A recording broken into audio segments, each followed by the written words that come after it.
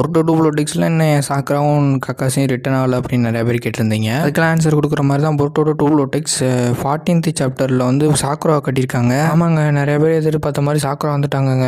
ஈனோஜினை ரிவே பண்ணுற மாதிரி காமிச்சிருக்காங்க சாக்குராவை. ஈனோஜினுக்கு அடிபட்டு இருந்துச்சுல அந்த காலத்தெல்லாம் ஹீல் பண்ணுற மாதிரி காமிச்சிருக்காங்க சாக்குராவை அந்த பேனலில். கக்காசியும் இந்த சாப்டரில் இல்லாட்டி அடுத்த சாப்டரில் வந்துருவான்னு தான் நினைக்கிறேன். ஏன்னா வந்து போன சாப்டர் எண்டிங்லேயே ஒரு புது செஞ்சுவை டீஸ் பண்ணி விட்டுருந்தாங்க. ஒரு வேலை ஏன் அது கக்காசியாக இருக்கக்கூடாது, அது கக்காசியாக மட்டும் இருந்துச்சுன்னா அது வேற லெவலில் இருக்கும். கக்காசி எவ்வளோ நாள் பாசிட்டிவ் சைடில் பார்த்துட்டு அதுக்கப்புறம் நெகட்டிவ் சைடில் பார்க்கும்போது ஒரு மாதிரி தான் இருக்கும் ஃபஸ்ட் எடுத்தோன்னே. அதான் இருந்தாலுமே இந்த இடத்துல கக்காசிக்கும் ஒரு கம்பேக் வேணும்ல, அது இப்படி தான் நடக்கணும்னா ஓகே அதை ஏற்றுக்கிட்டு தான் ஆகணும். ஏன்னா கக்காசியை காட்டினா போதும். ஏன் அது கக்காசியாக இருக்க வாய்ப்பு இருக்குது அப்படின்னு சொல்கிறேன்னா, ரீசெண்டாக கிசிமோட்டோ கொடுத்த இன்டர்வியூவில் அவரே சொல்லியிருந்தாரு கக்காசி ஏன் இன்னும் வரல அப்படின்னு நிறைய பேர் கேட்குறீங்க.